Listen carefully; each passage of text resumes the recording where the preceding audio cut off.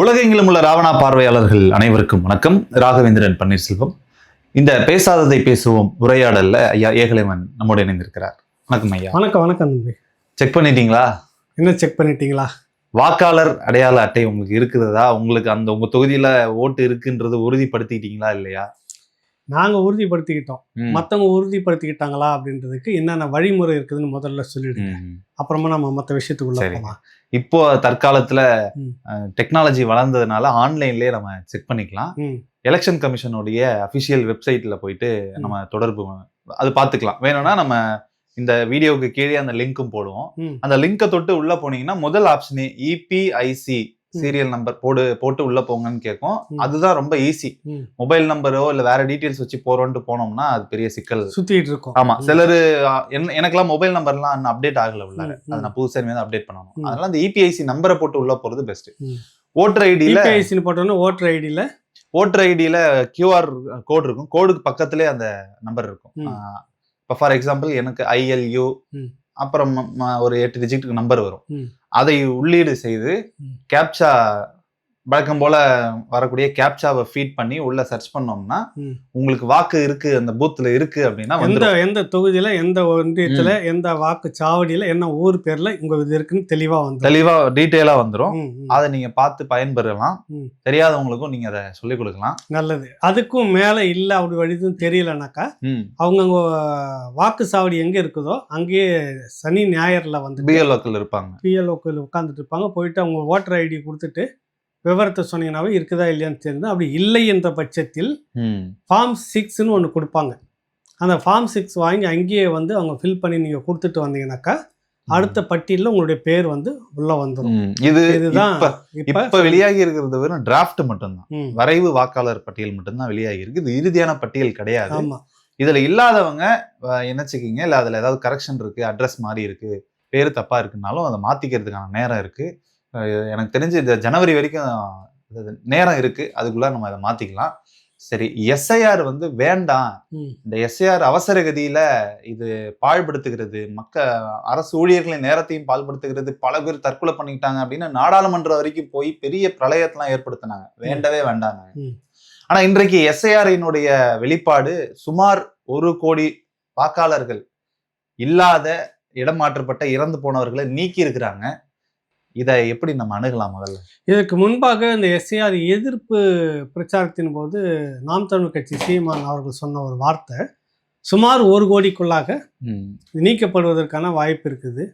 இது வந்து அந்த மாநிலத்தில் வந்துட்டு அவர்களுடைய ஸ்திரத்தன்மையை குறைக்கிறதுக்கான வாய்ப்பு இருக்கிறது. தேர்தல் ஆணையம் வாக்காளர்கள் வந்துட்டு அதிகாரத்தை தேர்ந்தெடுப்பார்களா அல்லது தேர்தல் ஆணையம் வாக்காளர்களை தேர்ந்தெடுக்குதா அப்படின்னு அவர் பேசியிருந்தார். அந்த வார்த்தை சொன்னபடியே அந்த 1 கோடிக்குள்ளாக கரெக்டாக 97 லட்சம் பேர் வந்து நீக்கப்பட்டிருக்கிறது. அதில் இறந்தவர்கள், இடமாற்றமானவர்கள், தகவல் சொல்லாமல் இருப்பவர்கள் அப்படின்ற பேர் 2 வாக்கு வைத்து அப்புறம் ஒரே தொகுதியில் 2 வாக்கு அது பேரை வச்சிருப்பாங்க. அதை அட்ரஸ் மற்றபடி எல்லாத்தையும் வச்சு கண்டுபிடிச்சி நீக்கியிருப்பாங்க. நீக்கியது மட்டுமே ஒரு பெரிய அதிர்ச்சி நேற்றில இருந்து. இது யாருக்கு சாதகம் பாதகம் அதை முதல்ல பேசுவோம். ஆமா, 97 வந்து பார்த்தீங்கன்னாக்கா முதல் இடத்துல வந்து இருக்குது செங்கல்பட்டு மாவட்டம். 7 லட்சம் வாக்காளர்கள் வந்து நீக்கப்பட்டிருக்கிறார். ஆனா அதுக்கெல்லாம் தலைமையாக இருக்கிறது சென்னை தான். சென்னை வந்து பாப்புலேஷன் அதிகம், மக்கள் தொகை நெருக்கம் அதிகம். அதனால உங்களுக்கு வந்து 14 லட்சம் நீங்க அதான் சொல்ல வரீங்க. கரெக்டா? முதல் இடத்தில் இருப்பது சென்னை. சென்னைக்குள்ள எத்தனை சட்டமன்ற தொகுதி இருக்குது? 22 சட்டமன்ற தொகுதி. கணக்கு பார்த்தீங்க, 22 சட்டம். முதன்மையாக அதிக சட்டமன்ற தொகுதிகளை வைத்துக் கொண்டிருக்கக்கூடிய ஒரு மாவட்டம்னா சென்னை மாவட்டம். கரெக்டுங்களா? அப்ப மொத்தமும் நீங்க கூட்டி கழிச்சு பாருங்க. 14 லட்சம் வாக்காளர்கள், 22 தொகுதி டிவைட் பண்ணுங்க, எவ்வளவு வரும் சுமாரா? ஒரு தொகுதிக்கு சுமார் 63,000. கொளத்தூர் தொகுதியில முதலமைச்சர் தொடர்ச்சியாக போட்டிட்டு இருக்கிற கொளத்தூர் தொகுதியில மட்டும் 1 லட்சத்துக்கு மேற்பட்ட வாக்குகள் குறைக்கப்பட்டிருக்கு. ஆவரேஜே தாண்டியது. ஆமா, தாண்டிடுது. மற்ற இடங்கள் எல்லாமே இருக்கு. அதனாலதான் இது வந்து மக்கள் தொகை அதிகமாக இருக்கக்கூடிய வாக்கு. தவிர வந்துட்டு தெரிஞ்சோ தெரியாமலோ ஒரு கட்சிகள் தங்களுக்கான வாக்காளர்கள்னு மேலே போனவங்களையும் உள்ள பட்டியலில் வச்சுக்கிட்டு இருந்தது தொடர்ச்சியாக அப்படின்னு நம்ம பல முறை பேசியிருக்கோம். நம்ம வீட்டிலே இருக்காங்க. ஆமாம், எங்கள் வீட்லேயே அது இருக்கிறாங்க. இன்னும் இப்போ நண்பர்கள் நிறைய பேர்கிட்ட நான் பேசும்போது கூட அதை சொல்லிட்டு இருக்கிறாங்க. அதை நிறைய பேர் வீட்டில் அதை பார்க்க முடியுது. இறந்தவர்களும் பட்டியலில் இருக்கிறாங்க. கடந்த தேர்தலையும் வந்து போட்டிருக்கிறாங்கன்றது கூட தெரிஞ்சிருக்குது. இது என்ன ஆகுனாக்கா, ஒரு கட்சியினுடைய வெற்றி தோல்வியை நிர்ணயிக்கிறது அதிகபட்சமாக பார்த்தீங்கன்னா 500 ஓட்டு, 1000 ஓட்டு, 200 ஓட்டு, குறைஞ்சதாக பார்த்தீங்கன்னா அது மாதிரி நிறைய இடத்துல நடந்திருக்கு. இப்போ ஒரு தொகுதியில், முதலமைச்சருடைய கொளத்தூர் தொகுதியில் மட்டும் 1 லட்சத்துக்கு மேற்பட்ட வாக்காளர்கள் வந்து நீக்கப்பட்டிருக்கிறாங்க. இதுல உண்மையிலேயே ஆட்கள் இருந்து அவங்க பெயரில் விடுபட்டு இருந்தாங்கன்னா ஒரு 10,000 பேர் இருக்கலாம். அதிகமா போனீங்கன்னாக்கா அவர்களுக்கு ஒரு வாய்ப்பு கொடுக்கப்பட்டிருக்குது. அப்ப மீதி இந்த 90,000 பேர் யார் அப்படின்னு கேள்வி இருக்குதா இல்லையா? இருக்கு. இந்த 90,000 பேரும் யாருக்காக பயன்படுவாங்க? இப்ப நீங்க கொளத்தூர் தொகுதின்னு சொன்னதுனால பேருக்கு சொல்றோம் உதாரணமா. அதுக்குன்னு ஒண்ணு ஆளுங்கட்சி தான், நீங்க யாரும் என்கிட்ட வந்துடாதீங்கப்பா அப்படின்னு சொல்லி, இன்னைக்கு இருக்கிற ஆளுங்கட்சி தான் பாதிக்கப்படும். ஆளுங்கட்சி தான் பாதிக்கப்படும். ஏன்னு கேட்டீங்கன்னாக்கா, அந்த தொகுதிக்குள்ளே இருக்கக்கூடிய, சட்டமன்ற தொகுதிக்குள்ளே இருக்கக்கூடிய பூத் இருக்குல்ல, வாக்கு போடுற இடத்துல அதிகமாக அவங்க தான் இருப்பாங்க. ஒரு கட்சி, நீங்கள் தான் திமுக அப்படின்னு வச்சுங்க, திமுகவுக்கு சப்போர்ட்டராக நிறைய சுயேட்சைகள் வந்து போட்டிடுவாங்க. அப்போ உங்களுக்கு 2 பேர் ஏஜென்ட், எனக்கு அந்த சுயேட்சைகள் ஒரு 5 பேர்னு வச்சுங்க, 2 10 பேர் உள்ள ஏஜென்ட், அதிக பெரும்பான்மை அவங்க தான் இருப்பாங்க. கடைசியாக ஒரு 4-5 மணிக்கு பார்க்கும்போது எத்தனை வாக்காளர்கள் இருக்கிறாங்கனாக்கா, இப்போ இவங்கெல்லாம் மேலே போனவங்களாம் வர முடியாது. அதே நேரத்தில் அந்த தொகுதியை விட்டு நிரந்தரமாக மாறி போய் பதிவு செய்யாமல் இருப்பாங்க. வேற ஒரு இடத்துலையும் ஓட்டு போட்டுட்டு இருப்பாங்க, வர முடியாது. இரட்டை வாக்குன்ற மாதிரி இப்படிலாம் இதை தான் நீக்கி இருக்கிறாங்க. இப்போ இந்த பட்டியலாம் பார்ப்பாங்க, இதெல்லாம் வந்து யார் போட்டுக்கிறது அப்படின்னு பார்க்கும்போது அங்கே அடுத்த ஒரு ஆப்போனண்ட்டாக இருக்கிறவங்க போட்டியாளராக இருக்குது அதிமுக. சரிப்பா, ஆளுக்கு வந்து ஷேர் பண்ணிக்கலாம்னு அப்படி பேசுவோம். இதெல்லாம் நடந்திருக்குது. சரி சரி. அப்போ எல்லாமே அவங்க விட்டு கொடுக்காம இந்த சுயேட்சைகள் இருக்காங்கல்ல, அவங்களாம் சில பேர் வந்துட்டு, சில பேர் விடாம எங்களுக்கு உண்டாந்த கொடுத்துருங்க, அதெல்லாம் விட்டு கொடுங்கன்னு தகராறு பண்ணுவாங்க. யார் அவங்கெல்லாம் பார்த்தீங்கன்னா அவங்களாம் அந்த டீம் ஆளுங்கட்சி சார்பாக இருப்பாங்க. அதிமுக இருக்கும்போது அவங்க சார்பாக இருக்கலாம். ஆக பிரித்து டிவைட் பண்ணி போட்டுவாங்க. அதில் அதிக லாபம் வந்து அந்த நேரத்தில் ஆளுங்கட்சியாக இருக்கக்கூடியவர்கள். கரெக்டா? ஆமாம். இப்போ இது வந்து பாதிக்கப்பட்டிருக்கிறது. இப்ப வெற்றி தோல்வி அப்படின்னு வரும்போது இந்த முறை 97 லட்சம், அது வாக்கு மொத்தம் சதவீதத்துல 6 லட்சம் வாக்காளர்கள் சராசரியாக 3% அதில் குறைஞ்சி, வித்தியாசமே திமுகவுக்கும் அதிமுகவுக்கும் 3% தான் வெற்றி வித்தியாசம். 97 லட்சம், நீங்க 1 லட்சம் அதில் போயிடுச்சு சுத்தமா. 6ல் 1 போயிடுச்சு, மீதி 5 லட்சம் வாக்காளர்கள் தான் இருக்காங்க. எத்தனை சதவீதம் குறைஞ்சிருக்கும் நினைச்சு பாருங்க.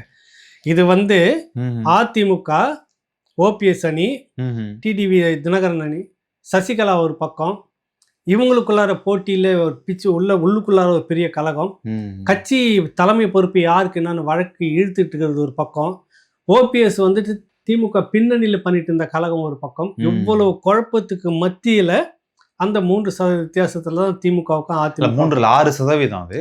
அதாவது ஆட்சி அமைப்பதற்கு 6%. 3%. 6%ன்றது இப்போ நீங்கள் அப்படியே கணக்கு வச்சுக்கோங்க. இந்த 6% வித்தியாசத்தை இப்போ அனாவசியமாக வந்து யார் இழக்க போகிறது? புரியுதுல்ல உங்களுக்கு? இப்போ 97 லட்சம்னா எத்தனை சதவீதம் வருது உங்களுக்கு?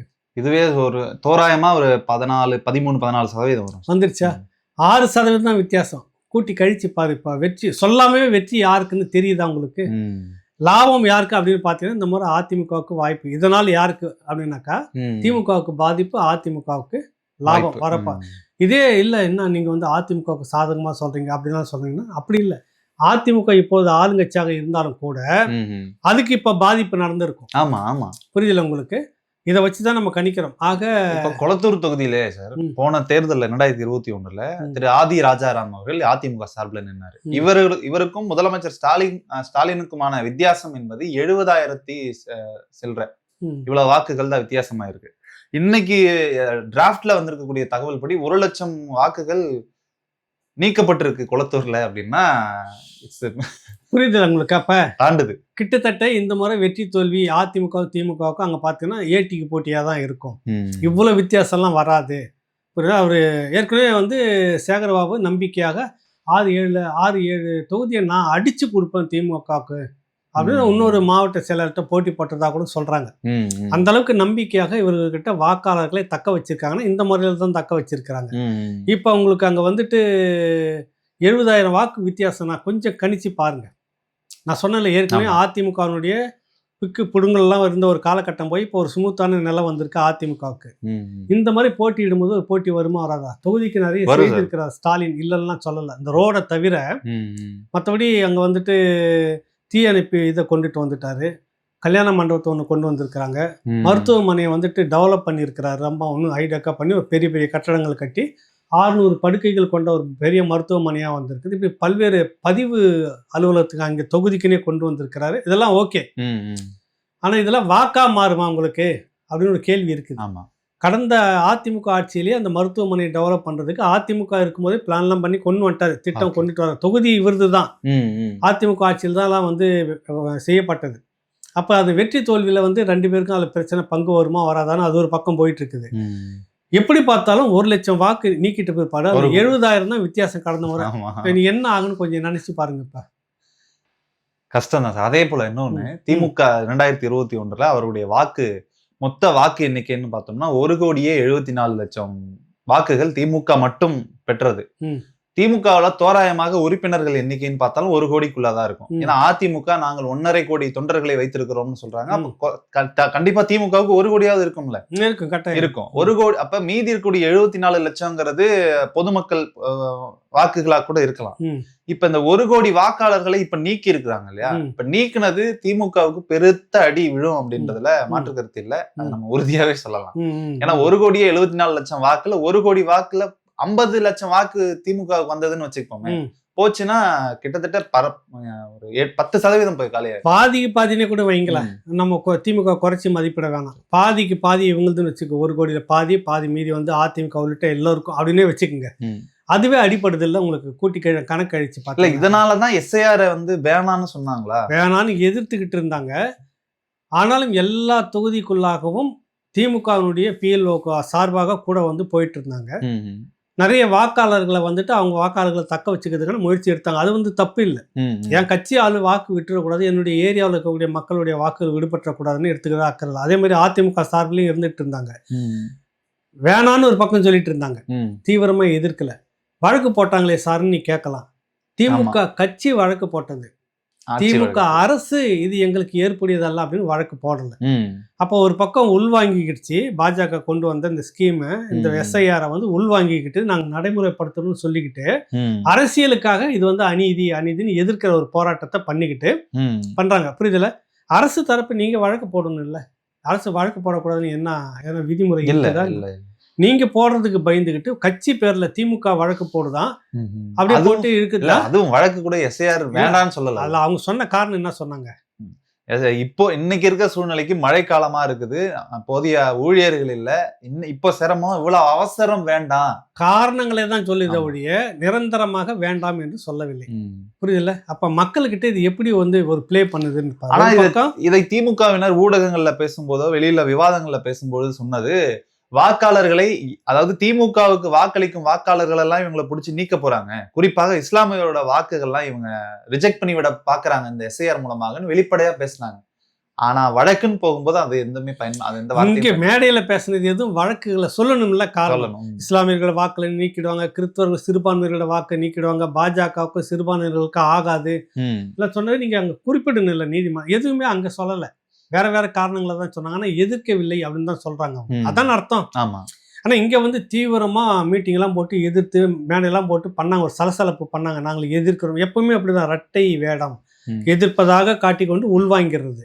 இப்ப நடந்து எல்லாம் வந்து முடிஞ்சிருச்சு இல்ல, வந்து வெளியில வந்துருச்சு இல்ல. இப்ப என்ன சொல்ல போறாங்க இதுல வந்து? நீங்க போலின்னு சொல்ல முடியாது. ஓகே, அந்த நபர் வந்துட்டு ஃபார்ம் 6 கொடுக்குறோம், வந்து ஃபில் பண்ணி போட்டுட்டோம் சொல்லிட்டாங்க. டைம் இருக்கு போட்டிருக்குங்கன்னு.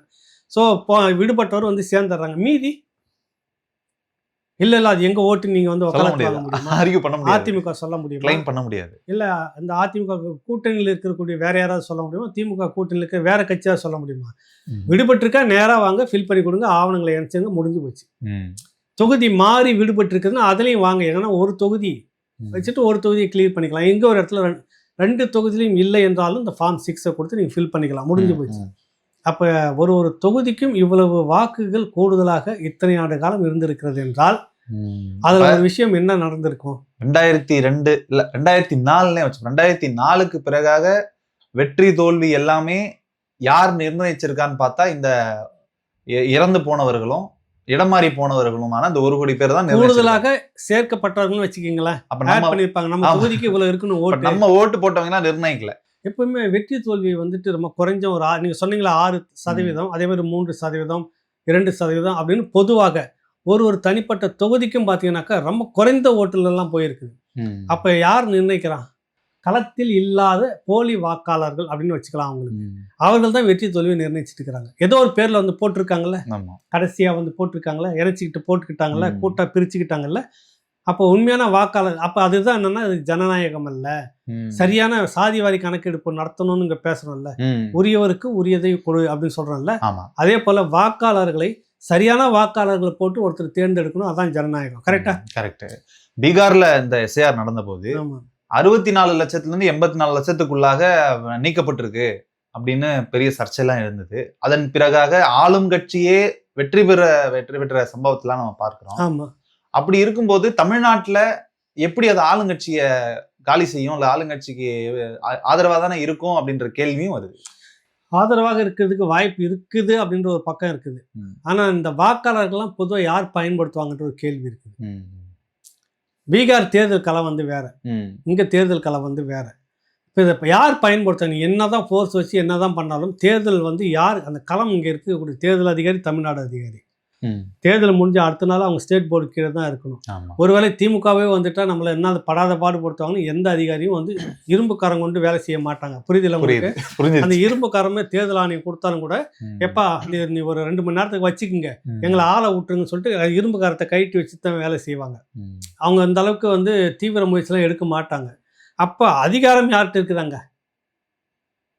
பூத்து இருக்குல்ல, வாக்காளர் போடுற பூத்து இருக்குல்ல, அந்த இடத்துல யார் செல்வாக்கு செலுத்துவாங்க நீங்களே சொல்லுங்க. அங்க இருக்கிற யாரும் ஆளுங்கட்சியோ அது திமுகவோ அதிமுகவோ அவங்க தானே செலுத்த முடியும். அப்ப அவங்களுக்கு ஓரளவுக்கு பலன் இருக்குது, பயன்படுத்திக்கலாம். அது ஓரளவுக்கு செட்பேக் அதிமுக கூட்டணிக்கு. ஏன்னா அங்க அதிகாரத்தை செலுத்த முடியாது. ஏடிக்கு போட்டியா நின்று வேலை செஞ்சோம்னாக்கா இருக்கலாம். அது இப்போ பிரிச்சுக்கிற வாக்கு வசதி கூட இல்லையே, எல்லாம் காலி பண்ணிட்டாங்களே. அப்போ உரியவர்களும் போட்டிருப்பாங்க, முடிஞ்சிருச்சா? இது எப்படி திமுகவுக்கு சாதகமா மாறும்னு சொல்ல வரீங்க? இப்போ இது வரைக்கும் பாத்தீங்கன்னா பீகார்ல இப்படி நடந்ததுனால ஒருவேளை பீகார்ல இன்னொன்னு தமிழ்நாட்டுல 1 கோடி வாக்காளர்கள் சுமார், ஆனா பீகார்ல 80 லட்சத்துமே தாண்டல, அவ்வளவுதான் இருந்திருக்கு. ஏறத்தாழ 80 லட்சம் இருந்திருக்கு. அப்படி கம்பேர் பண்ணும்போது அதிகமா தமிழ்நாடு தான் இங்க அதுல அடிபடுதுன்ன போது கொஞ்சமா பாதிக்கப்பட்ட பீகாருக்கு ஆளுங்கட்சி வந்துருச்சுன்னா இப்ப தமிழ்நாட்டுல ஏன் ஆளுங்கட்சி வர்றதுக்கு வாய்ப்பு இருக்குது அப்படின்னு நீங்க சொல்லலாம், அந்த கணக்கை வச்சுட்டு. ஆனா நான் என்னன்றேன், மொத்தமா அந்த போலியாக இருந்தவர்கள்லாம் நீக்கப்பட்டிருக்காங்கல்ல, நீக்கப்பட்டு சரியான விதத்துல நடந்துச்சுன்னா தேர்தல் வெற்றி தோல்வின்றது ஒரு பக்கம் மட்டும் சாயாதுன்னு சொல்றேன். திமுக மட்டும் வரமாட்டார்கள் அப்படின்னு சொல்ல வரேன். புரியுதுல உங்களுக்கு? அவங்க நம்பிட்டு இருக்கிறது இந்த எக்ஸ்ட்ரா ஓட்டை தான். எப்படியும் நம்ம ஜெயிச்சிரும் சொல்லிட்டு இருந்து இதுதான் அது சுத்தமா தொடச்சாச்சு இப்ப. ஆமா, அப்போ உரியவர்கள் கரெக்டா அந்த கட்சிக்கு போட்டு. ஏன்னா 2021 டஃப்பான காம்படிஷனா தான் இருந்தது. இது எடப்பாடி பழனிசாமி தலைமையிலான அதிமுக கூட்டணி 75 தொகுதிகளில் நெருங்கி வந்தது. ஒருவேளை அன்னைக்கே இந்த எஸ்ஐஆர்ல எடுத்திருந்தாங்க அப்படின்னா களம் மாறி இருக்கு, ஈஸியா மாறி இருக்கு. 6% தானே அன்னைக்கு. 75 தொகுதி எப்படி எடுத்தாங்கன்றத பார்க்கணும். டிடிவி ஒரு குறிப்பிட்ட அளவுக்கு பிரிச்சாரா? ஆமா. ஓபிஎஸ் ஒரு பக்கம் பிரிச்சாரா? ஓபிஎஸ் உள்ள இருந்தே சவுத்துல வேலை செய்ய விடாம புரியல, ஏகப்பட்ட குழப்பம் நடந்ததா? சசிகலா அவர்கள் வேற அந்த மேடம் வந்து குழப்பம் பண்ணாங்களா? இவ்வளவுக்கு மத்தியில தானே உட்காந்துக்கிட்டு இருக்கிறாங்க தொண்டர்கள், தலைமைகள் எல்லாம் சேர்ந்து குழப்பத்து நிலையிலே நடந்ததுலேயே உங்களுக்கு அந்த அளவுக்கு வந்து இன்னும் அப்ப அவங்க பிஜேபியோட ஜெல் ஆகல, ஒரு கட்டாயத்தின் அடிப்படையில் இருந்த கூட்டணி. ஆமா. இப்ப அதெல்லாம் மாறி இருக்கிறதால எப்படி இருக்குன்னு அதையும் பாத்துக்குங்க. அதனால என்னடா இந்த பக்கம் மட்டும் பேசுறாங்க இந்த பக்கம் பேசலாம்லாம் எடுத்துக்கூடாது. சாதகம் யாருக்கு? இப்பதான் நீங்க நம்பிக்கிட்டு இருந்த குறிப்பிட்ட சதவீதம், நீங்க சொன்ன மாதிரி 75 வந்திருந்தாங்க, 6% தான் ஜெயிச்சிருக்கிறாங்க. இவ்வளவு கட்சி கூட்டணி வச்சிருக்கிறாங்க. வச்சு பார்க்கும்போது இப்ப இந்த எக்ஸ்ட்ரா இத்தனை சதவீதம் இருக்குது இல்ல, 97% அது வேணாம். ஒரு 10,000 பேர் வந்து ஒரு 20,000 பேர் மீண்டும் சேர்க்கிறதா கூட வச்சுக்கோங்க. இல்ல 1 லட்சம் கூட திருப்பி சேருவாங்க வச்சுக்கோங்க. ஒரு 1 லட்சமே கூட வச்சுக்கோங்க. மீதி 96 லட்சம் வாக்குகள்ன்றது எவ்வளவு பெரிய விஷயம். வெற்றி தோல்வியை நிர்ணயிக்கிறது உறுதியான. அதுதான் காலி யாரை பண்ணுதுன்னா அதிகாரத்தில் இருப்பவர்களை பண்ணும் அப்படின்றத நம்ம சொல்லலாம். ஏற்கனவே இங்க இருக்கக்கூடிய ஆளுங்கட்சி மீதான அதிருப்திகள், ஆன்டி இன்கம்பன்சின்னு இன்னொன்னு, தொடர்ச்சியான ஆளுங்கட்சி மீதான விமர்சனங்கள், இதெல்லாமே ஒரு ரோல் பிளே பண்ணும். இந்த எஸ்ஐஆர் அதுக்கு பெரிய சாதகமா அமையும் அப்படின்றது என்னோட கருத்து. இது ஒண்ணு. அடுத்தது வந்து இன்னொரு விஷயம்னா, முதல் இடத்துல 14 லட்சம் வாக்கு சென்னை மாவட்டம். ரெண்டாவது செங்கல்பட்டு, ரெண்டாவது இடத்துல இருக்கிற செங்கல்பட்டு வந்து 7 லட்சம் வாக்காளர்கள் வந்து நீக்கப்பட்டிருக்கிறாங்க. ஆமா. அப்படி பாக்குறப்ப அங்க எத்தனை தொகுதி இருக்கு? சட்டமன்ற தொகுதி உங்களுக்கு செங்கல்பட்டுல 8 சட்டமன்ற 8 சட்டமன்ற தொகுதி. சாரி, 6 செங்கல்பட்டுல 6 சட்டமன்ற தொகுதி. செங்கல்பட்டு 6 6. சரி, 6னாக்கா அப்படியே வந்து உங்களுக்கு 7 லட்சம் டிவைட் பண்ணுங்க. ஏன் அங்க மட்டும் அதிகமா இருக்குது? இங்க அதாவது வெளி மாவட்டங்கள்ல இருந்து வேலைக்கு வரக்கூடிய ஆள்கள் இங்க இருக்காங்க. வெளி மாநிலங்கள்ல இருந்து வேலைக்கு வந்த ஆளுங்களும் இருக்காங்க. இது ரெண்டும் வந்து சேரும்போது அவங்களுக்கு 2 இடத்துல வாக்கு இருக்கு. அதனால அது அடிபடுது. இத்தனை லட்சம் பேர் அந்த மாவட்டத்துக்குள்ள இருந்திருக்காங்க. குறிப்பா வந்து அது இண்டஸ்ட்ரி ஏரியா. அவங்களுக்கு அடுத்த இடம் வர்றது திருவள்ளூர். திருவள்ளூரும் பாத்தீங்கன்னா நீங்க போனீங்கன்னாவே உங்களுக்கு இந்த பக்கம் அது ஸ்ரீபெரும்புதூர் தாண்டி நீங்க போயிட்டு அந்த பக்கம் காஞ்சிபுரம் வரும். ரவுண்ட் அடிச்சுட்டாவே வந்தீங்கன்னாவே திருவள்ளூர் மாவட்டம் முழுக்க இண்டஸ்ட்ரியல் ஏரியா, முழுக்க தொழில் நகரங்கள் நிறைய இருக்குது. நார்த் இந்தியன் முகத்தை நிறைய பார்க்கலாம். நீங்க இன்னும் அந்த ஹூண்டாய் இந்த பக்கம்லாம் போனீங்கன்னாக்கா கொரியாவுக்குள்ள நீங்க இருக்குது. ரோட்டு ஓரத்துல காலையில நீங்க கிராஸ் பண்ணீங்கன்னா, ஒரு டைம் போனோன்னு நினைக்கிறேன், பெங்களூர் போகும்போது பார்த்தோம். அந்த இடத்துல மட்டும் நின்றுட்டு பார்க்கும்போது நமக்கே சிரிப்பு வந்து, கொரியாவுக்குள்ள நம்ம இருக்கிறோமா, வடகொரியா அந்த இதுக்குள்ளார நம்ம இருக்கிறோமான்ற எண்ணம் வந்துருச்சு. அப்புறம் இன்னும் கொஞ்சம் அந்த பக்கம் போனீங்கன்னா நார்த் இந்தியாவுக்குள்ள நம்ம இருக்கிற மாதிரி தோணுதோ அப்படின்னு தோணும். அந்த அளவுக்கு கணிசமான வட இந்தியர்களும் பிற நாட்டினரும் வந்திருக்காங்க. பிற நாட்டினரை விடுங்க, நீங்க வட இந்தியர்களுடைய அந்த வாக்கு அங்க வந்து நிறைய இருந்திருக்கலாம், 2 இருந்திருக்கலாம், போட்டிருக்கலாம். இப்ப இதெல்லாம் இந்த மாதிரி எஸ்ஏஆரை கொண்டு வந்துட்டு எல்லாத்தையும் வச்சு பாக்குறப்ப தெரிஞ்சிடும் இல்லை உங்களுக்கு 2 இடத்துல இருக்குதுன்னு. அங்கேயும் அவர் ஏற்கனவே வந்து பண்ணியிருப்பாங்க. இங்கேயும் வந்து பார்த்தோன்னா இதுதான் ஒரு இடத்துல ஒரு ஸ்டேட்ல தான் அவங்களுக்கு இருக்கணும், மீதியை நீக்கி இருப்பாங்க. ஒரே ஆள் வந்து 2 இடத்துல வந்து பதிவு ஆவணங்களை கொடுக்க முடியாது இல்லை. ஆமா, இப்போ போயிடுச்சு. அதனால 2வது இடத்துல செங்கல்பட்டு மாவட்டம், திருவள்ளூர் இருக்குது உங்களுக்கு. ரெண்டும் பார்த்தீங்கன்னா இதுதான் பின்னணி காரணம். அதுக்கு அடுத்து அதிகமா இருக்கிறது எது? அதுக்கு அடுத்து கோயம்புத்தூர், திருப்பூர்ல தான் 5,63,000 வாக்காளர்கள். ஏன் அங்க மட்டும் அதிகமா இருக்குது? கோயம்புத்தூர்ல மட்டும் அதிகமா? கோயம்புத்தூர், திருப்பூர்லயும் பின்னலாடை தொழிற்சாலைகள், சாய தொழிற்சாலை போன்ற தொழிற்சாலைகள் இருக்கின்றன. அங்கேயும் வட மாநிலத்தவர்கள் அதிகம் நிறைந்த பகுதி. இந்த குறிப்பிட்ட லீவு நாள்ல வட மாநிலத்தவர்கள் போவாங்க. பாத்தீங்கன்னா தொடர்ச்சியா ரயில் முழுக்க அவர்கள் மட்டுமே இருப்பாங்க, லட்சக்கணக்கான பேர்கள். இப்ப நீங்க சொன்ன நிறைய முறை சொல்லிட்டு இருந்தாங்க, வட இந்தியர்கள் உள்ள கொண்டு வந்து இந்த மாதிரி உள்ள நினைக்கிறது. இந்த பாஜகவுக்கும் அடி. இப்ப அவங்க எல்லாம் யாருக்கு ஓட்டு போடுவாங்க? ஓட்டே இல்லையே. இல்ல ஒருவேளை இருந்திருந்தா ஆமா, யாருக்கு போட்டிருப்பாங்க? பிஜேபி, அதிமுக போட்டிருப்பாங்க, தமிழ்நாடு கட்சிக்கு. அது சார், எனக்கு இன்னொரு டவுட். அது என்ன வட மாநிலத்திலிருந்து வர்றவங்க எல்லாமே பிஜேபிக்கு தான் ஓட்டு போடுவாங்க? எந்த ஒரு முடிவுக்கு? இப்ப ஆளுங்கட்சியாகத்தான் இருக்குது. இப்பன்னு நம்ம நினைக்கிறோம், நம்ம கிட்ட டீ எடுத்துட்டு வந்து ஒரு தம்பி கிட்ட இந்தியில பேசினாரு, தம்பி சிலம்பரசன் பேசினாரா, பேச யாருக்கு ஓட்டுன்னு அவன் என்ன சொன்னாரு? லல்லு பிரசாத் யாதவ்ஜி பச்சை குத்தி இருந்தான். ஆமா, புரியுது உங்களுக்கு. நம்ம நினைக்கிறோம் வரவங்க எல்லாருமே வந்துட்டு. ஆனா இங்க பொறுத்த வரைக்கும் யாருக்கு போடுவாங்க அப்படின்னாக்கா, வட மாநில கட்சி இங்க இல்ல. அப்ப இங்க இருக்கிறது யாரு? அவங்களுக்கு தேசிய கட்சினா அது பாஜக இல்ல காங்கிரஸ், இப்படிதான் போடுவாங்க முழுக்க. அதுல அதிகமா பாஜகவுக்கு வரும், குறைவாக காங்கிரஸ் ஆட்கள் இருப்பாங்க. வரவங்க முழுக்கவே பாஜகவுக்கு போடுவாங்க அப்படின்னு. ஆனாலும் ஒரு விஷயம் என்னன்னா, நார்த்ல இருந்து சில விஷயங்கள் கோவையில நடக்கும்போது பிஎம் வந்தது ஒன்றும், மற்றபடி அந்த ஜக்கி நிகழ்ச்சி எல்லாம் பாக்குறப்ப நார்த் இந்தியன்ஸ் நிறைய இருந்துட்டு இருந்தாங்க. பாத்தீங்களா அவங்க? இப்போ வானதி சீனிவாசனுக்கு அவங்க வெற்றிக்கு காரணம் அவருடைய வாக்கு அப்படின்றதெல்லாம் பேசப்பட்டது. இப்போ இதெல்லாம் வந்து குறைஞ்சிருக்கு. அதுதான் திருப்பூரும் கோவையும் அதிக வாக்குகள். எவ்வளவு? திருப்பூர்ல மட்டும் பாத்தீங்கன்னாக்கா 5,63,785. அங்க எத்தனை சட்டமன்ற தொகுதி இருக்கு? 8 சட்டமன்ற. 8, 5 லட்சம் வாக்கு. சராசரியாக எவ்வளவு வரும் உங்களுக்கு கணக்கு பண்ணி பாத்தீங்கன்னாக்கா? 40,000 வரும். கோயம்புத்தூர் எடுத்துக்கங்க, மொத்தம் கோயம்புத்தூர் மாவட்டத்துக்கு எடுத்துக்கினா எவ்வளவு வருது உங்களுக்கு? 6,50,000 வாக்குகள். 10 சட்டமன்ற தொகுதி இருக்குது. 60,000 வாக்குகள் ஒரு தொகுதிக்கு.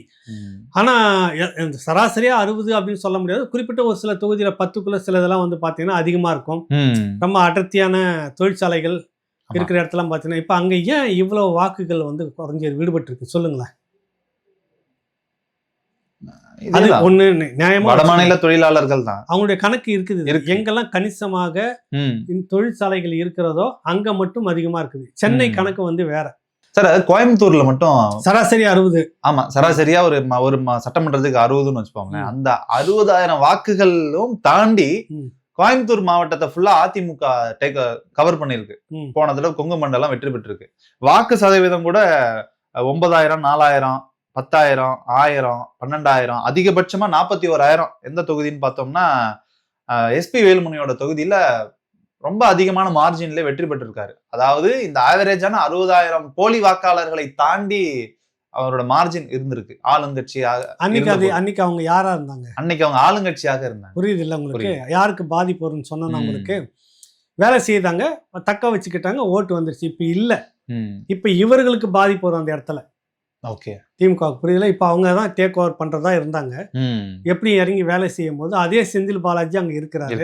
கரெக்டா? ஆமா. இப்ப அந்த ஓட்டு மட்டும் இல்ல, அதே செந்தில் பாலாஜி அங்க இருக்கிறாரு. திமுக பக்கம் ஆளுங்கட்சி 3 வாய்ப்பு இருக்குது. கோயம்புத்தூர் வரைக்கும் அவர் தான் அதிகாரம். எஸ்பி வேலுமணி மாதிரி அன்னைக்கு இவர் செந்தில் பாலாஜி அந்த சரௌண்டிங் முழுக்க அவர் தான். ஆளு அங்க மாறிட்டார், இடம் தான் மாறி இருக்கிறாரு. அதே செல்வாக்கும் இருக்குது, ஆளுங்கட்சின்னு செல்வாக்கு இருக்குது. ஆனா வாக்காளர்கள் இல்லை. புரியுதுல? இங்க திருப்பூர்ல வந்து எவ்வளவு வந்து போயிருக்குது? 5 லட்சம், அங்க ஒரு 6.5 லட்சம், கிட்டத்தட்ட 11 லட்சம் மொத்தம் இந்த தொகுதிகள். இங்க வந்து ஒரு கொங்கு மண்டலமே காலியாயிரும். புரியுதுல்ல? அதாவது உங்களுக்கு பிடிக்கணும்ன்ற கனவுல இல்ல, அதை உடைக்கணும்னு இருந்தாங்கல்ல, அது இப்ப சாத்தியமாக கேள்விக்குறி வந்து இருக்குது. எப்படி இருந்தாலும் பாத்தீங்கன்னாக்கா யதார்த்தமா என்ன ஓட்டு இருக்குது அப்படியே நிக்குது. பாதான் அவர்கள் யாருக்கு போடுறாங்க யாருக்கு போடல அப்படின்றது வேற விஷயம். போடக்கூடிய ஓட்டு வந்து ஒரிஜினலாக ஏதோ ஒரு கட்சிக்கு உண்மையா போய் சேரும். கூடுதலாக போகக்கூடிய வாக்கு தான் இப்ப கேள்விக்குறியா இருக்குது. இல்லாதவர்கள் இவங்க எல்லாம் வெற்றி தோல்வியை அந்த இடத்துல நிர்ணயிச்சுக்கிட்டு இருந்தாங்களா, அது இந்த முறை அடிப்படுது. 6,000 வாக்குகளும் 7,000 வாக்குகள், 4,000, 3,000 அப்படின்லாம் இருக்கு தொகுதியெல்லாம் பார்த்தீங்கன்னாக்கா. இப்போ இதெல்லாம் எந்த கணக்கில் வரும்? ஒரு தொகுதியில் சராசரி 60,000 வாக்குகள் இப்போ நீக்கிட்டாங்க. ஆனால் வெற்றி தோல்வி உங்களுக்கு என்னன்னா சதவீதம் குறையுது. இப்போ ரொம்ப குறையுது, ரொம்ப தலைகீழா மாறுவது. சதவீதம் குறையுது. வெற்றி தோல்வி இருந்து ஏதோ ஒரு கட்சிக்கு வந்துடும். கூட்டி கழிச்சு பாத்தீங்கன்னாக்கா இப்ப ஆளுங்கட்சி அதிகாரத்தரமா பயன்படுத்தினாலும் கூட அவங்களுக்கு யதார்த்தமா டப் கொடுக்கறதுக்கான வாக்குகள் இருக்குது இல்ல, எக்ஸ்ட்ரா வாக்குகள் அது இல்லாம இருக்குது. இப்ப அது இருந்தா தானே சரியா இருக்கும். இதுல புதிய கட்சிகளுக்கு இப்ப புத்துணர்வு நிறைய ஏற்படும். அதை தாண்டி இப்போ வந்துட்டு விஜய் வந்து ஒரு பக்கம் வாக்குகளை பிரிக்கிறார்கள். நாம் தமிழர் கட்சியினுடைய கலப்பணி இன்னும் நிறைய விஷயங்கள் பகுதியா எடுத்து செய்துட்டு வர்றாருல, அதனுடைய வாக்குகள் நிறைய அது ஒரு பக்கம் பிரிச்சுக்கிட்டு வரும். அதிமுக ஆளுங்கட்சியாக இருக்கும்போது அதிருப்தி வாக்குகள் எல்லாம் சேர்ந்து திமுகவுக்கு போச்சு. அப்ப இருந்த ஒரே ஒரு கட்சி நாம் தமிழர் கட்சி, சீமான். கரெக்டா வந்தது. இப்ப அடிஷனலா விஜயும் வந்திருக்கிறார். அதிருப்தி வாக்குகள் திமுக மேல இருக்கிற அதிருப்தி மொத்தமா இப்ப வந்து டிவைட் ஆகும், பகுதியா பிரியும். மொத்தமா அதிமுகவுக்கு போகாம இந்த பக்கமும் கொஞ்சம் செதறும். ஆக வந்து அடி வாங்குறது உறுதி அப்படின்றது பக்கம் திமுக நிக்குது. வாக்குகள் சேதறம், அதிருப்தி, நீங்க சொல்லக்கூடிய எக்கச்சக்கமான வேலைகள், தொடர்ந்து ஊழல் முறைகேடு, நிறைய திட்டங்கள்ல வந்து இருக்குது. அரசு ஊழியர்கள் இன்னும் அதிருப்தியிலே இருந்துட்டு இருக்கிறாங்க. இது போதுமே உங்களுக்கு. அரசு ஊழியர்கள் எதனா ஒரு செக்டார், போக்குவரத்து தொழிலாளர், அவங்க பென்ஷன் பண்ணிட்டு அதெல்லாம் பண்ணிட்டு, செவிலியர், மருத்துவர்கள், அரசு ஊழியர்கள், ஆசிரியர் கூட்டமைப்பு எல்லாமே அதிருப்தியில் இருக்குது. இது ஒரு பெரிய பாதிப்பா மாறும். இந்த இப்ப எஸ்ஐஆரோட டிராஃப்ட் வெளியீடுக்கு பிறகாக எதிர்கட்சிகளின் இல்ல எஸ்ஐஆரை எதிர்த்தவர்களின் நரேட்டிவ் எப்படி செட் செய்யப்படுது அப்படின்றதையும் நம்ம கொஞ்சம் அலசுவாங்க. எப்படி இருக்கு? நேற்று ஒரு 2 மூத்த பத்திரிகையாளர்கள், ஊடகவியலாளர் போட்டிருந்த ஒரு செய்தி, எங்கள் வீட்டில் 4 வாக்காளர்களுடைய வாக்கு காணவில்லை எஸ்ஐஆருக்கு பிறகு அப்படின்னு ஒரு அம்மா பத்திரிகையாளர் போட்டிருக்காங்க. அதான் ஆவணத்தோட போடணும் இல்ல. அடுத்து பிரபல தொலைக்காட்சியை வந்து கலரை மாத்தி விட்ட பிரபல ஊடகவியலாளர், என்னுடைய வாக்கு இந்த வாக்குச்சாவடியில இருந்து நீக்கப்பட்டிருக்கிறது, ஜெய் அந்த ஜெய் ஸ்ரீராமுக்கு பதிலு ஜெய் தேர்தல் ஆணையரோட இந்திய தேர்தல் ஆணையருடைய பெயரை போட்டு அவருடைய கருத்தை வெளிப்படுத்தி இருக்கிறாரு. இப்ப இந்த மாதிரி என்னோட வாக்க காணான்னு எல்லாரும் யாரெல்லாம் இதை சொல்லி கொண்டிருக்கிறார்களோ அவர்கள் எல்லாமே டூல் கிட்டாக பயன்படுத்தப்படுகிறார்கள்ன்ற ஒரு விமர்சனம் இருக்கு. அதனால வந்த உடனே கேட்டவங்க கிட்ட, உங்களுடைய வாக்கு இருக்குன்றத நீங்க உறுதிப்படுத்திக்கிட்டீங்களா இல்லையா, இல்லைன்னா நீங்களும் டூல் கிட்டாக மாற போறீங்களா? எனக்கு இருக்குது. இதே போல பாஜக தரப்புலையும் அதிமுக தரப்புலையும் விடுபட்டு இருக்கலாம். நம்ம தான் முன்னாடி சொல்லிட்டு 1 லட்சம் பேரை கூட இருக்கட்டும், 2 லட்சம் பேரா கூட இருக்கட்டும், ஆனா உங்களுக்கு வாய்ப்பு கொடுக்குறாங்க. விட்டு இருக்கிறீங்க, படிக்க தெரிஞ்ச ஆள் தானே பத்திரிகையாளர்கள். அவங்க எல்லாருமே கரெக்டா நடக்குன்னு சொல்ல முடியாது இல்ல. நம்ம வக்காலத்து வாங்கல தேர்தல் ஆணையத்துக்கு.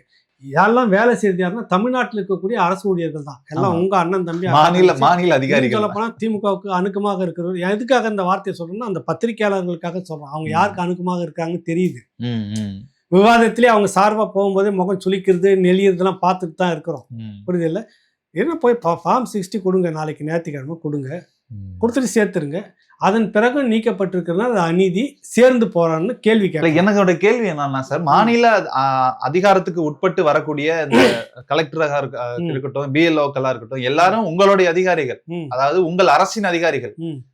அதை மீறி எப்படி உங்களோட பெயர் நீக்கப்பட்டிருக்குன்னு எனக்கு சந்தேகமா இருக்கு. நீங்க டூல் கிட்டாக தான் வரீங்க, நீங்க வந்து இந்த எஸ்ஐஆர் குறை சொல்லணும்ன்றதுக்காகவே இதை பண்றீங்கன்றது என்னோட குற்றச்சாட்டு. பிரச்சாரத்துக்கு ஒருவேளை நீக்கப்பட்டிருந்தா என்னுடைய பெயர் நீக்கப்பட்டிருக்குது, எங்க வீட்டுல இத்தனை ஓட்டு இருக்குது, அந்த இதை நீங்க காட்டணும். இப்ப வந்து நீங்க சொல்லியிருக்கீங்க முன்னாடி எடுத்த உடனே தேர்தல் ஆணையத்துடைய வெப்சைட் இருக்குது, நான் போட்டு பார்த்தேன்னு ஸ்கிரீன்ஷாட் எடுத்து போன என் பேர் இல்ல அப்படின்னு சொல்லணும். ஆனா நீங்க சொல்றீங்க ஒருவேளை உண்மையா தான் சொல்றதை நம்ம எடுத்துக்கோம். இருந்தாலும் கூட ஒரு வாய்ப்பு இருக்குது. இது எதுக்கு இது ஒரு பாத்தீங்களா நீக்கி விட்டார்கள்னு, அது லட்சக்கணக்கில் நீக்கின மாதிரி லட்சக்கணக்கில் நீக்கி இருக்காங்க. உண்மையாக இருக்கக்கூடியவர்கள் நீக்கி இருந்தாங்கன்னாக்கா திரும்ப சேர்க்கறதுக்கு வாய்ப்பு கொடுக்குறாங்கல்ல. நான் என்ன எதிர்பார்க்கிறேன்னா, உயிரோட இருக்கக்கூடியவர்களுடைய வாக்குகளை ஏதாவது நீக்கி அவர்களோட ராகுல் காந்தி அவர்களோ இல்ல வேற எந்த தலைவர்களோ வந்து டீ குடிச்சிட்டு ஒரு வீடியோ போடணும்னு நான் எதிர்பார்க்கிறேன். போட்டா நல்லது. அதை வந்து அம்பலப்படுத்தணும். தேர்தல் ஆணையம் வேண்டுமென்றே அப்படிலாம் செய்யுதுன்னா கட்டாயம் அம்பலப்படுத்தணும். அது ஜனநாயகத்தின் எனக்கான உரிமை நீங்க பறிக்கிறீங்க, திட்டம் போட்டு பறிக்கிறீங்க, சதி பண்றீங்கன்னா அதை அம்பலப்படுத்தணும். அதெல்லாம் மாற்று கருத்தே இல்லை. ஆனா இவ்வளோ பேர் போலி வாக்காளர்கள் இருக்கிறாங்களே, ஏன்னா நான் அனுபவிச்சேன். என்னை சுற்றி 2 பேருக்கிட்ட இது வச்சுக்கிட்டு இருக்காங்க. இறந்து போன பிற்பாடு 2 முறை ஓட்டு போட்டிருக்காங்க. நம்ம சொல்ல வரோம், இது கூடாதுன்னு சொல்ல வரோம். களத்திலே இல்லாத ஒரு நபர்கள், போலியானவர்கள் வெற்றி தோல்வியை நிர்ணயிப்ப செய்யறாங்கன்னா ஜனநாயகத்துக்கு நல்லதா? அதே நேரத்தில் இருக்கப்பட்டவருடைய வாக்கை நீக்குது, அதை மேல்முறையீடு செய்தும் கூட பதிவு செய்யாமல் வாக்காளர் பட்டியலில் கொண்டுட்டு வராங்க. அப்படி ஒரு தேர்தல் நடத்துதுன்னா அது அநீதியான தேர்தல். புரியுதில்ல? அதை ஏற்க முடியாது, கண்டிக்கக்கூடியது, வழக்கம் போடணும். அது செல்லாதுன்னு போடணும், கொண்டுட்டு வரும். சட்டம் பதில் சொல்லிட்டு நீ தான் கொண்டு வந்த, நீ தான் நீக்கினீங்க, திருத்தம் பண்ண பிற்பாடு நான் உயிரோடு இருக்கிறேன், என்னுடைய பெயர் இல்லை, தேர்தலும் முடிஞ்சிருக்குது, எப்படி நியாயமான தேர்தல்? பதில் சொல்லணும். அது கேட்கணும். சிவகங்கை மாவட்டத்தில் கூட நாம் தமிழர் கட்சியினர் வேட்பாளர், இந்த தேர்தலுக்கு அறிவிக்கப்பட்ட வேட்பாளருடைய பெயரே உள்ள இல்ல அப்படின்ற சிக்கல் வந்துச்சு. அவங்க போராட்டம் நடத்தினாங்க. அவங்களுக்கு கூட இதுல ஒரு வாய்ப்பு தான், ஃபார்ம் 6 இல்ல ஃபார்ம் 8 ஃபில் பண்ணி கொடுத்து விடுபட்டவர்கள் அப்படின்னு சொல்ல போறப்ப வேண்டப்பட்ட பத்திரிகையாளர்களாகவும் இருக்கலாம், அரசுக்கு வேண்டப்பட்ட பத்திரிகையாளர்கள் பேரும் விட்டுருக்கலாம், ஒரிஜினல் திமுக வாக்காளர்கள் பேர் விட்டுருக்கலாம், ஒரிஜினலா இருக்கக்கூடிய அதிமுக வாக்காளர் பேர் விட்டுருக்கலாம், எல்லா கட்சியிலையும் ஒன்று விட்டுருக்கலாம், நிறைய கூட கணிசமாக விட்டுருக்கலாம். அவங்களுக்கு வாய்ப்பு வருது. வாய்ப்பு வந்த பிறகும் பட்டியலில் இல்லை நடக்கிற தேர்தல்னாக்கா அந்த தேர்தல் அநீதியான தேர்தல். அதை நம்ம கண்டிச்சே தான் ஆகணும். ஃபைனல் டிராஃப்ட் வந்ததுக்கு பிறகு உங்க பேர் வரல அப்படின்னா தான் நீங்க எஸ்ஐஆர் உடைய தவறை சுட்டிக்காட்டலாம். அதையும் கேட்கணும் தேர்தல் ஆணையத்தை. நீங்க ஒரு வாய்ப்பு கொடுத்தீங்க, இந்த வாய்ப்புல நான் பதிவு பண்ணேன், ஆனாலும் என்னுடைய பெயர் இல்லை, எனக்கு பதில் சொல்லு. கேட்கணுமா கேட்கக்கூடாது? கேட்கலாம், தாராளமா கேட்கலாம். பதில் சொல்லணுமா சொல்லக்கூடாதா? அது அவசியமா சொல்லி ஆகணும். சொல்லிட்டு தேர்தல் நடத்த. அப்ப அதுக்கு ஒரு வழியை, இன்னொரு வாய்ப்பை, இப்படி நிரந்தரமாக இந்த வாக்குப்பதிவுல வந்து மறு பட்டியல் திரும்ப வந்து இறுதி பட்டியல் வெளியாகும் போதும் பேர் இல்லைன்னா அதுக்கு என்ன பண்றது அப்படின்னு தேர்தல் ஆணையம் சொல்லணும். இதை சொல்லாமவே இதுதான் நாங்க முடிவு பண்ணிட்டோம் அப்படின்னா எதை வைத்து நான் இருக்கிறேன், உசுரோட தான் இருக்கிறேன், இந்த வாய்ப்பு நீங்க கொடுத்ததை நான் பயன்படுத்திட்டு அதுக்கான ஃபார்ம் இது இருக்குது, ஓகே, ஏன் என் பேர் இல்லை கேட்கலாம். அதுக்கு கேட்கணும், கட்டாயம் கேட்டு அதை வந்து பதில் சொல்லணும் தேர்தல் ஆணையம். அதுக்கு பதில் சொல்லாம நடத்துற தேர்தலாக இருந்தால் அது ஏற்புடையதல்ல. புரியுதா? ஜனநாயகத்துக்கு நல்லதல்ல. அதுதான் வந்து நம்ம சொல்றது ஏமாற்று வேலை, மோசடி, அது மாதிரி நடக்க வாய்ப்பு இருக்குதா அப்படின்னு இருந்தால் அந்த பதில் சொல்லணும், உறுதியா சொல்லணும். கட்டாயம் தேர்தல் ஆணையமும் சொல்லணும், பாஜகவும் சொல்லணும். தேர்தல் ஆணையம் தனித்த அதிகாரம், பாஜக அதுக்கும் தொடர்பு இல்லை அப்படின்லாம் பேசிட்டு போகக்கூடாது. எல்லாருமே காதல பூ சுத்தின்னு இல்லை, எல்லாம் இந்த நாட்டுக்குள்ள பார்த்துன்னு தான் இருக்கிறோம். தேர்தல் ஆணையம் பொதுவாக யார் ஆளுங்கட்சி அவங்க குறைஞ்சபட்சம் பயன்படுத்துவாங்க. புரியுதுல உங்களுக்கு? காங்கிரஸ் காலத்துல தேர்தல் ஆணையம் எப்படி செயல்பட்டதுன்றது தெரியாதா என்ன? அதெல்லாம் பார்த்துக்கிட்டு தான் இருந்தோம். அதனால ஆளுங்கட்சிக்கும் மத்திய ஆளுங்கட்சிக்கும் தேர்தல் ஆணையத்துக்கும் தொடர்பே இல்லை. இவர்கள் தனித்தீவில் இருக்கக்கூடியவர்களும் அட்டானமஸ் அப்படின்றது அதெல்லாம் அது ஒரு காலம் இருந்தது உங்களுக்கு. புரியுதில்ல உங்களுக்கு? இன்னும் சொல்லப்போனால் விழிப்புணர்வாக பரபரப்பாக பண்ணது டிஎன் சேஷன் அவர்கள் இருந்தபோது தான் இறங்கி அடிச்சு. அப்போதான் தேர்தல் ஆணையம்னா அட்டானமஸ், அது வந்து நீ தலையிடாத அப்படின்னு சொல்லக்கூடிய உரிமை இருக்குது. ஆனால் எல்லாத்தையும் செய்துட்டு தேர்தல் முடிஞ்சோடனே யாருக்கு கீழே இருக்கணும்? நீங்கள் சென்ட்ரல் கவர்மெண்ட் கீழே தான் இருக்கணும். புரியுதுல? தூக்கி தண்ணி இல்லாத காட்டுக்கு மாற்றுவாங்க. இப்படி நடத்தி முடிச்சு எங்களுக்கு உண்டான தேர்தலை நாசம் பண்ணி வச்சுக்கிற நீ அப்படின்னு சொல்லிட்டு எங்க என்ன பண்ணுவாங்க? மாற்றப்படலாம், வேற எதனா ஒரு கேஸ்ல உங்களை உள்ள வைக்கலாம். புரியுதுல்ல? மாநில அரசுல அதான் நடக்குது, மத்திய அரசுல அதான். பாஜகவுக்கும் தேர்தல் ஆணையத்துக்கும் தொடர்பே இல்லை, நாங்கள் தூய்மையானவர்கள், இதெல்லாம் சொல்லிட்டு வரக்கூடாது அப்படின்னு சொல்லிடுவோம். அதையும் பேசணும் இல்லை? ஆமா. இறுதியாக இந்த எஸ்ஐஆர் என்னுடைய வெற்றியை சுவைப்பது யாரு என்றால் அஇஅதிமுக அதனுடைய பொதுச் செயலாளர் எடப்பாடி பழனிசாமி ஆரம்பத்திலிருந்தே இதை ஆதரித்து வந்தார். எஸ்ஏஆர் வேணுங்க, அது நடந்து முடியட்டும், உண்மையான வாக்காளர்கள் யார் யார் இருக்காங்கன்றது தெரிய வரட்டும், தெரிஞ்சா எனக்கும் நல்லது, எங்க கட்சிக்கும் நல்லது, நாங்க யார் யார் இருக்காங்களோ அவங்கள்ட்ட போய் வாக்கு கேட்போம், இல்லாதவர்களை அரசே நீக்கிட்டா ரொம்ப நல்லது அப்படின்னு ஆரம்பத்துல இருந்து சொல்லிட்டு வந்தாரு. அவருக்கான நடந்திருக்கு. அதுவும் இல்லாம குறைந்த தொகுதிகள்ல நிறைய தொகுதிகள் அவங்க இழந்தாங்க கடந்த முறை. இப்ப இத்தனை லட்சம் வாக்காளர்கள் பேரே இல்லாம ஆளும் இல்லாம வெற்றி தோல்வி அங்க நிர்ணயிச்சிருக்காங்கல்ல, இப்ப அது அவங்களுக்கு பிளஸ் பாயிண்ட் ஆயிருக்கு ஆளுங்கட்சிக்கு. அதான இழந்திருக்காங்க கடந்த முறை. அதிமுக சராசரியா ஒரு 25,000 வாக்குன்னு வச்சுக்கோங்க, நீங்க 60,000 40,000 கூட வேண்டியது, 25,000 வாக்குன்னு வச்சு எத்தனை தொகுதிகள்ல 10,000 7,000 அப்படின்ற தொகுதியில் அதிமுக தோத்து இருக்குது. இப்ப அதெல்லாம் சாதகமா மாறும் இல்ல. ஆமா, அதனால பாதிப்பு யாருக்கு அப்படின்றதும் தெரியுது, சாதகம் யாருக்குன்றதும் தெரியுது. அதிகாரத்தை பயன்படுத்தினாலும் கூட இந்த முறை ஓட்டு இல்லை. புரியுதுல்ல உங்களுக்கு? உங்களுக்கு யார் உறுப்பினரோ, உங்களுக்கு நீங்க நல்லது செய்திருந்தா உங்களுக்கு மக்கள் போடுவாங்க. நல்லது செய்திருக்காங்களா இல்லைன்னு 5 வருஷம் திரும்பி ரோட்டை பார்த்தாவே தெரியும் உங்களுக்கு. புரியல? 3,805 சாலைகளை 85 சீரமைப்பு போட்டு இருக்கிறோம் அப்படின்னு பார்த்தா, அதாவது அது எப்படின்னா பேட்ச் ஒர்க். அந்த பேட்ச் ஒர்க் எப்படின்னா நல்லா இருந்துச்சு, ரோடு ஜிஎஸ்டி ரோடு எல்லாம் சூப்பரா இருந்துச்சு. அதை மீண்டும் நைட்டா பொத்தி போட்டு அதுக்கு மேல ஒரு லேயரை போட்டாங்க. எதுக்குடா நல்லா இருக்கிற ரோட ஏன் பொழந்துகிட்டு இருக்கீங்கன்னு யோசிச்சேன். அப்புறம் தான் புரிஞ்சது அதுல ஒரு பட்ஜெட் ஒதுக்கப்பட்டிருக்கு. அதான் இதுதான் அவங்க அனுபவிச்சிருக்காங்க, மக்கள் கண் கூட பார்த்துக்கிட்டு இருக்கிறாங்க. இப்படி நீங்க நல்லது செய்திருந்தால் ஒருவேளை திமுக ஜெயிப்பதற்கே வாய்ப்பு இருக்குது. புரியுதுல்ல? ஏன்னா கரெக்டான வாக்காளர்கள் போடுறாங்க, ஆஹா நமக்கு நிறைய போறதுக்கு வாய்ப்பு இருக்குது. அது இருக்குதா இல்லையான்னு பார்க்கணும். அது சரிங்க. புரியுதுல்ல உங்களுக்கு?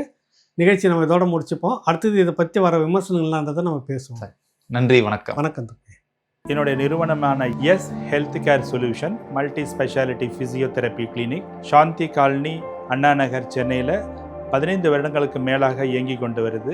சென்னையில் பல பகுதியில் எங்களுடைய பிரான்ச்சஸ் இருக்குது.